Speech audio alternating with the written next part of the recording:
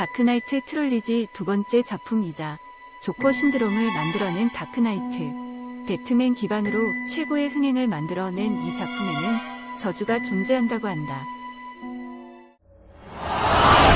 Why so serious? Let's put a smile on that face.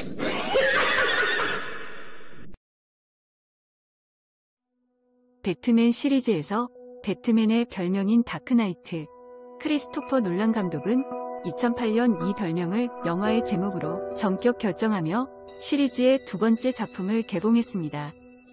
작품은 기존 배트맨 시리즈에서의 우려와 다르게 수십 년간 건재하던 타이타닉의 흥행 실적을 단숨에 갈아치우는 기염을 토하죠. 트롤리지 세 작품 모두 명작이라는 평가를 받고 신드롬을 탄생시켰습니다.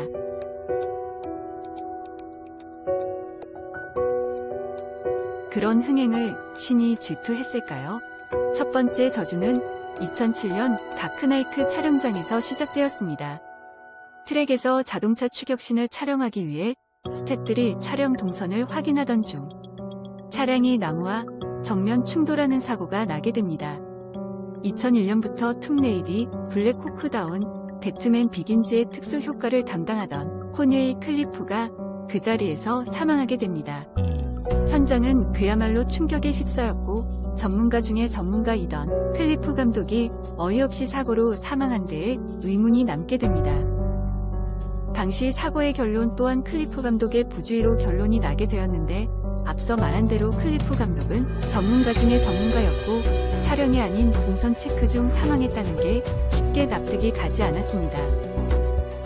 사고 현장을 조사한 경찰은 자동차에 아무 이상이 없었고 왜 차가 중심을 잃고 충돌하게 되었는지 결국 미제로 남게 되었습니다. 배트맨 다크나이트 시리즈가 크게 성공하고 흥행 실적을 만들어 낼 수 있었던 데에는 다크나이트의 빌런 조커가 있습니다. 애당초 잭 니콜슨의 조커를 넘지 못하게 될 것이라는 우려가 심했지만 히스 레저는 그 우려를 단숨에 바꾸어 놓았습니다. 조커를 말 그대로 아트의 경지에 올려놓았다는 평가를 받았는데요. 배우로서 기량을 만개하고 주변에서는 그의 재능을 신마저 질투할 정도라고 했습니다. 촬영이 한창 진행 중이던 2008년 1월 뉴욕의 히스레저의 자택에서 그는 사체로 발견됩니다. 그가 죽음을 맞이한 나이는 고작 28살이었습니다. 사람들은 그가 조커의 캐릭터에 과하게 몰입하여 사고가 발생했다고 말했고 제작사에서 책임을 져야 한다고 했습니다. 그의 죽음을 예견이라도 하는 것처럼 유독 그의 조커에겐 죽음을 정의하는 대사들이 많았습니다. 그는 이 또한 명장면 명대사로 탄생시켰죠. 히스 레저의 죽음을 조사한 경찰은 그가 6개의 약물을 과다 복용하였고 그 부작용으로 그가 쇼크사했다고 발표했습니다. 그가 사망한 후 영화가 굉장히 흥행하였고 아카데미에서는 이례적으로 그에게 아카데미 조연상을 수여했습니다. 결국 그렇게 그는 조커 신드롬을 만들어냈고 우리에게 또 다른 명작인 조커의 솔로 무비를 탄생시켰습니다.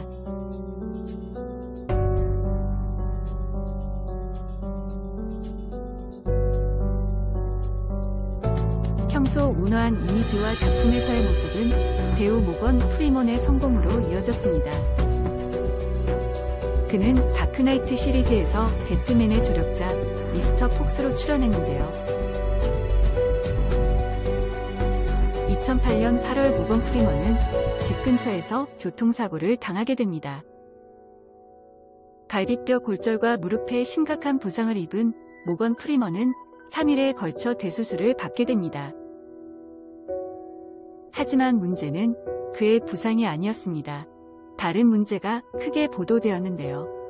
사고 당시 그의 조수석엔 모건 프리먼의 내연녀가 함께 탑승해 있었고 그 사건으로 모건 프리먼은 오랜 시간 유지해온 결혼 생활에 마침표를 찍음과 동시에 배우 이미지에도 큰 타격을 입게 됩니다. 배트맨도 이 불운의 기운에서 피하지 못하게 됩니다. 배트맨 역할을 맡은 크리스찬 베일 또한 이 작품을 계기로 최고의 배우 반열에 오르게 되는데요.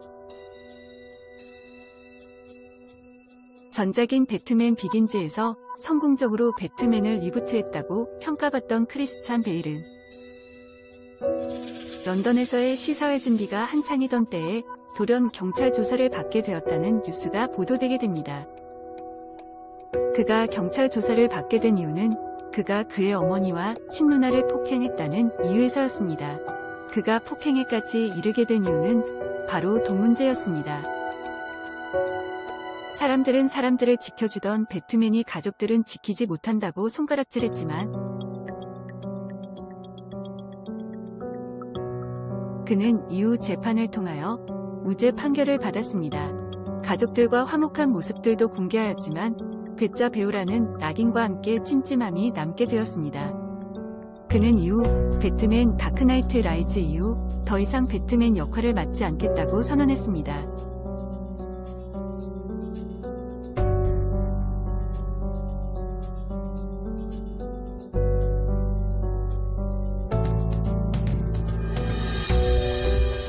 (2012년) 미국 콜로라도 주에서는 끔찍한 사건이 발생하게 됩니다. 범인으로 체포된 당시 26세의 제임스 홈즈는 다크나이트에 너무나 심취한 나머지 조커를 따라하기로 결심하게 됩니다. 그는 자신의 우상인 조커를 따라하게 되었고 한 영화관에서 총기 난사를 하게 됩니다. 당시 극장에는 다크나이트 라이즈 시사회가 예정되어 있었는데요. 이 사고로 인해 12명이 사망하였고 70명이 중상을 입는 끔찍한 비극이 발생하게 되었습니다. 이후 판사는 다음과 같이 판결하였습니다.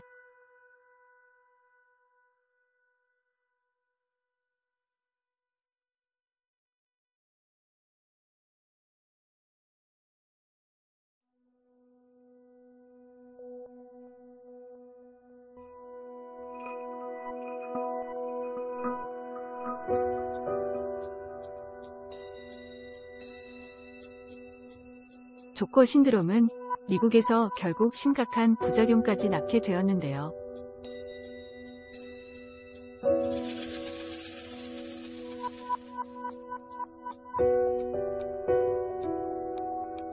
배트맨과 조커의 결투뿐만이 아니라 여러 가지 신드롬과 부작용을 만들어낸 작품임에는 틀림이 없어 보입니다.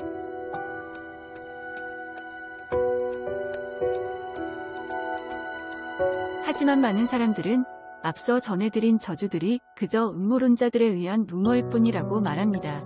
실제로 영화와 별개로 발생한 사건들도 많았기 때문입니다. 다크나이트에 숨겨진 저주에 관한 이야기 재밌게 보셨나요?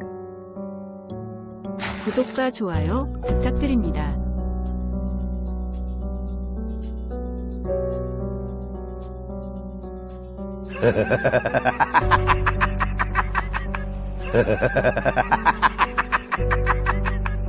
Why so serious? Let's put a smile on that